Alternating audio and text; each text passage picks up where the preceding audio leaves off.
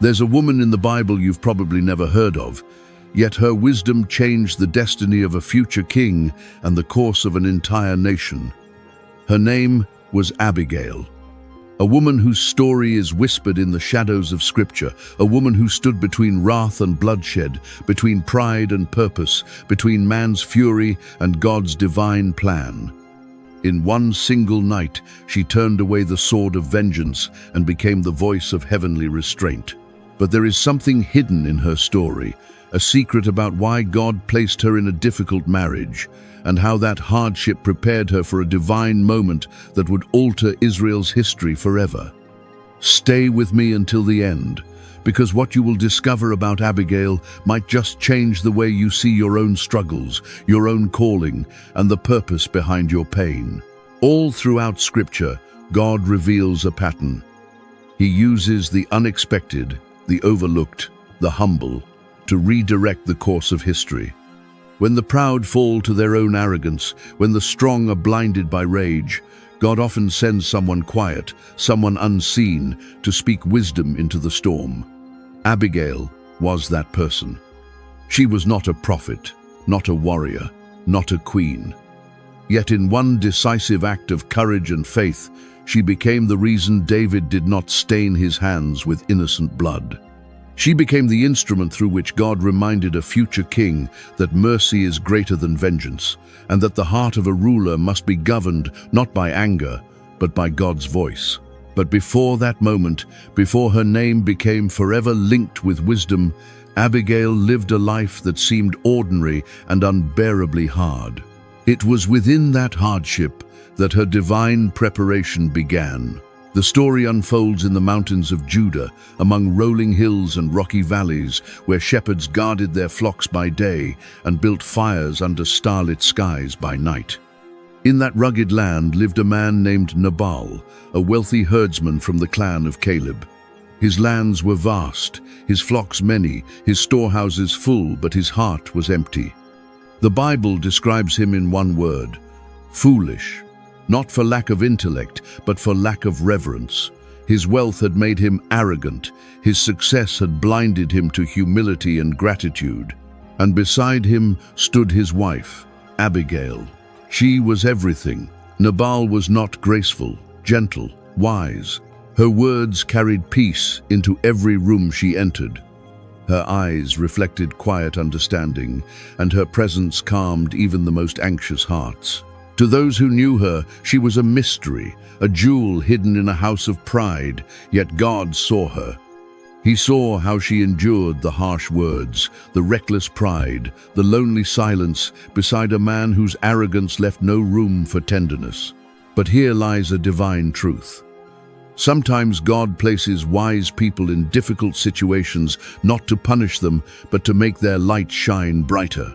Abigail's marriage was not an accident. It was an assignment. Through years of patience, humility, and self-control, God was shaping her into a vessel that would one day carry His wisdom into a moment that would decide the future of Israel's throne. Meanwhile, far from Nabal's estate, another story was unfolding, one that would soon collide with hers. David, the anointed but not yet crowned king, was living in exile. Hunted by Saul, surrounded by loyal followers, David and his 600 men roamed the wilderness of Paran, surviving among caves, deserts, and valleys. During that time, they watched over the shepherds who tended Nabal's flocks. They took nothing that was not given, harmed no one, and became a wall of safety around those shepherds, guarding them from raiders and thieves. When the season of sheep shearing arrived, a time of festivity and generosity, David sent 10 young men to greet Nabal in peace. Their message was respectful and kind. Peace be to you, and peace to your house, and peace to all that you have. Your shepherds were with us, and we did them no harm. Therefore, please give whatever you have at hand to your servants and to your son David. It was a simple request, born out of goodwill and courtesy. But when Nabal heard their words, pride rose like a storm within him. He scoffed, his voice dripping with contempt. "Who is David?" he said. Who is the son of Jesse? Many servants are breaking away from their masters these days. Should I take my bread and my water and give it to men who come from I do not know where?" His words cut deep. It was not merely an insult, it was a public humiliation. When David heard what Nabal had said, his blood boiled. His honor and the honor of his men had been trampled. Anger consumed him like fire. "Every man strap on his sword," he commanded. And 400 men rose at once. The sound of steel echoed through the camp as blades flashed in the sunlight. Horses were prepared. Dust rose as their feet pounded the ground. David's fury burned hotter with every step toward Nabal's household. This would not be a request for food. It would be vengeance.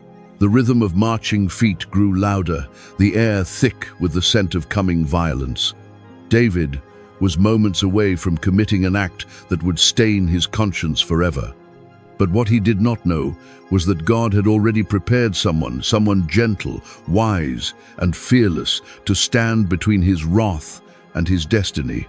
And before we witness what that woman did, before we see how her courage turned away, an army pause for a moment and reflect. Sometimes God's greatest miracles begin in the shadows of someone else's foolishness. Sometimes divine purpose hides behind pain, waiting for the moment when light must confront darkness. And what happens next reveals how God uses unexpected people to change the course of history. If stories like this awaken something deep in your spirit, if you believe that faith, courage, and wisdom can still move mountains, then take a moment to like this video, subscribe, and turn on the notification bell. Because what comes next is one of the most breathtaking acts of wisdom ever recorded in Scripture. When word of David's wrath reached Nabal's house, it did not come from Nabal himself. One of the young servants, trembling and pale, ran to Abigail. His voice shook as he spoke. "Disaster is coming upon our master and upon all his household." David sent messengers from the wilderness to greet him, but he shouted insults at them. "The men were very good to us, and we suffered no harm. They were a wall to us day and night while we kept the sheep. Now, therefore, consider what you should do, for harm is determined against our master and against all his household." As in abysses, Abigail's heart raced, but her mind remained still. This was the moment her years of silence and endurance had been shaping her for. She did not panic. She did not question. She did not wait for her husband's approval. She acted. Wisdom doesn't hesitate when lives hang in the balance. She understood that delay could mean death for everyone in that household, servants, shepherds, and family alike. Immediately, she gave orders to her servants to gather provisions: 200 loaves of bread, 2 skins of wine, 5 dressed sheep, roasted grain, raisins, and pressed figs. She piled them upon donkeys, creating a feast fit for a king. There was no time to explain, no time to debate. With the urgency of divine prompting, Abigail mounted her donkey and rode out alone into the descending sun, her garments flowing like waves of mercy against the desert wind. As she rode through the narrowing valleys, the light dimmed, shadows stretching long across the wilderness. In the distance, she could already hear it, the faint rumble of horses, the metallic rhythm of armed men, the storm of vengeance drawing nearer. Every hoofbeat seemed to echo like thunder in her chest. Yet she did not turn back. Courage, true courage, is not the absence of fear, but the decision to keep moving despite it. When the two parties met, one woman against an army of 400, the air seemed to hold its breath. Dust swirled around her as she dismounted quickly, bowing low before David. Her forehead touched the ground. The silence of that moment was thick with tension. A single heartbeat stood between peace and slaughter. Abigail's voice trembled only slightly as she spoke, yet every word carried the weight of heaven's wisdom. "My lord," she said, "let the guilt fall on me alone. Please, let your servant speak in your ears and hear the words of your handmaid." pay no attention to that wicked man Nabal, for as his name is, so is he. Folly is with him. But I, your servant, did not see the young men whom you sent. And now, as surely as the Lord lives, since the Lord has kept you from bloodshed and from avenging yourself with your own hands, let your enemies and those who seek to harm you be as Nabal. Let this gift be given to your men. And when the Lord has made my master a sure house, because you fight the Lord's battles and no evil shall be found in you all your days, then let this not be a cause of grief or offense to your heart, that you have shed blood without cause or avenged yourself. Her words fell like cool rain upon fire. David's anger, burning and righteous moments before, began to melt under the sound of her wisdom. He had set out to defend his honor, but now he saw what was truly at stake, his destiny. He looked at her, and it was as if God himself had sent her to stand in his path, to remind him that the crown he would wear was not forged through rage, but through restraint. Slowly, David's sword lowered. The fury in his eyes gave way to awe. He breathed deeply and said, "Blessed be the Lord, the God of Israel, who sent you this day to meet me. Blessed be your wisdom, and blessed are you, who have kept me from bloodshed and from avenging myself with my own hands. For as surely as the Lord, the God of Israel, lives, if you had not hurried to meet me, not one male belonging to Nabal would have been left alive by morning. Well, BCs of Calix is the save." Then, in a moment of profound humility, David accepted her gift. The warriors behind him, once ready for battle, stood silent, their swords lowered, their rage dissolved. What could not be accomplished by might was done through the power of words spoken in wisdom and humility. Abigail returned home under the soft glow of moonlight, the weight of what had just transpired pressing against her chest. When she entered her household, she found Nabal feasting like a king, drunk and unaware of how close death had come to his door. Music and laughter filled the hall, but Abigail said nothing. She waited until morning, until the wine had left him and his senses returned. Then she told him everything, every detail of David's fury, of her journey, of how close they had all come to destruction. The words struck Nabal like a hammer against glass. His heart failed within him, the color drained from his face. 10 days later, the Lord struck him, and he died. When David heard the news, his heart bowed in reverence. "Blessed be the Lord," he said, "who has pleaded the cause of my reproach from the hand of Nabal, and has kept his servant from evil." Soon after, David sent messengers to Abigail, not with a command, but with a request that she would come and be his wife. When they arrived and spoke the words, Abigail bowed once more and replied, "Behold, your servant is ready to wash the feet of my Lord's servants." From that moment, her story was transformed. She went from the wife of a fool to the wife of a king, from enduring silence to standing beside greatness, from being hidden in the house of arrogance to dwelling in the palace of destiny. Her humility had lifted her. Her wisdom had preserved a king's conscience. Her faith had rewritten the path of history. There are moments in life when God calls a single act of courage to stand between chaos and redemption. Abigail's act was such a moment. Through her, God revealed that true strength is not in the sword, but in the heart that listens for his voice amid the noise of anger. Her story is a living reminder that the words of one righteous person can quiet an entire army, and that divine timing often arrives through the hands of those the world overlooks. Abigail's story does not end with her marriage to David. In truth, that was only the beginning of her legacy. Her life stands as a quiet pillar of divine wisdom, a reminder that sometimes God places his greatest treasures inside those who walk unseen. Through her actions, Abigail became a living lesson in what it means to be guided not by pride or emotion, but by heavenly insight. Her courage and discernment reveal truths that still speak to our hearts today. The first lesson her story teaches us is the courage to act when others fail. Abigail did not wait for permission to do what was right. She saw danger approaching and moved with conviction, even when the one responsible for the disaster was her own husband. In life, there are moments when hesitation can destroy what courage could have saved. God does not always call us to comfort, He calls us to obedience.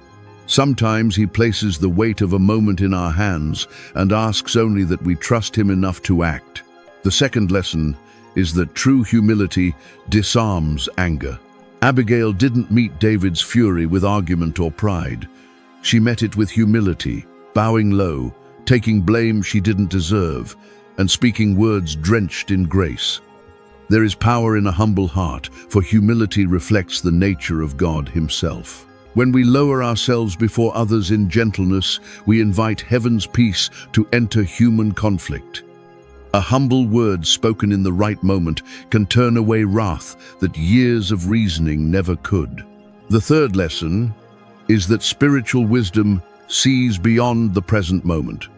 While everyone else saw only the threat of David's soldiers, Abigail saw something greater, a man chosen by God, a future king whose destiny must remain unstained.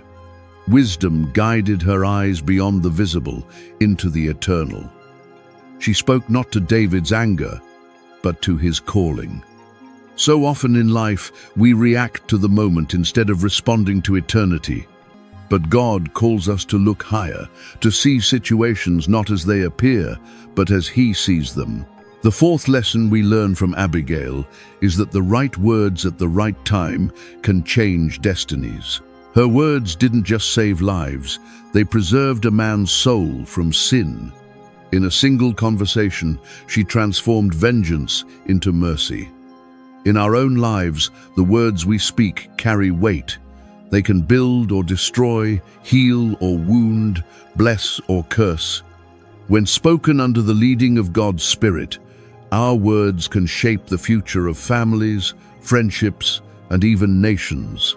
And the fifth lesson, perhaps the most beautiful of all, is that God honors those who honor Him. Abigail did not act for reward. She acted out of reverence for God and compassion for others. Yet God, who sees every hidden act of faith, lifted her from the shadows of a fool's house to the presence of a king. In His perfect timing, He took her pain and turned it into purpose.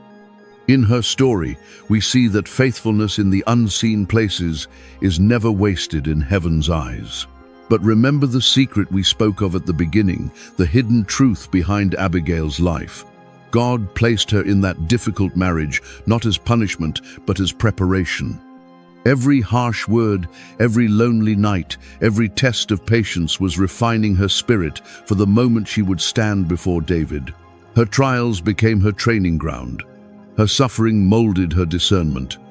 Without that fire, she might not have had the strength or the clarity to act when destiny called. Through Abigail's courage, the lineage of David, the very bloodline from which the Messiah would come, was preserved. Had David carried out his vengeance, he might have forfeited his moral authority, staining his hands before ascending to the throne. But because Abigail intervened, David remained blameless in that moment. And generations later, through his line, Jesus Christ would be born the true King who would bring mercy to the world. Abigail's obedience rippled through time, touching eternity. This is the hidden glory of her story. God uses ordinary people in extraordinary ways to fulfill His eternal plans. He does not always choose the strong or the seen, but those whose hearts are tender enough to hear His whisper. In a world driven by power and pride, He delights in using the quiet, the humble, and the faithful to alter the course of history. Abigail was one of them, and perhaps so are you. So I ask you now, what situation in your life is waiting for an act of courage and wisdom like Abigail's? Where has God placed you to be a voice of peace in a world at war? Maybe it's a moment of injustice that needs your calm truth. Maybe it's a broken relationship that needs your gentle grace. Maybe it's a choice before you now that will decide not only your path, but the lives of those around you. The question is not whether God can use you, it's whether you will let him. Take a moment to reflect. What if the hardship you're facing isn't a punishment, but preparation? What if God is refining you in secret for a moment that will one day reveal his glory? Just as Abigail's faith was born in silence and revealed in courage, so too your obedience in this season may become the turning point in someone else's destiny. I invite you to share your thoughts and your stories in the comments below. Tell us, what is your Abigail moment? Where has God asked you to act with wisdom when everything around you was chaos? Your story might be the very encouragement someone else needs to step into faith. And if this story has moved you, share it with someone who needs hope, someone who feels unseen, someone who needs to be reminded that God can take even the most painful circumstances and turn them into purpose. May you walk away from this story with a heart strengthened by faith. May you have Abigail's courage to act when others fail. May you have her wisdom to see beyond your present circumstances. And may you have her faith to trust that God can use your life, even the hard parts, to change destinies. For in the end, Abigail's story is not just about a woman in ancient Israel. It is about the God who still whispers wisdom into the hearts of his people. The God who takes the humble and raises them up. The God who turns pain into purpose and obedience into legacy.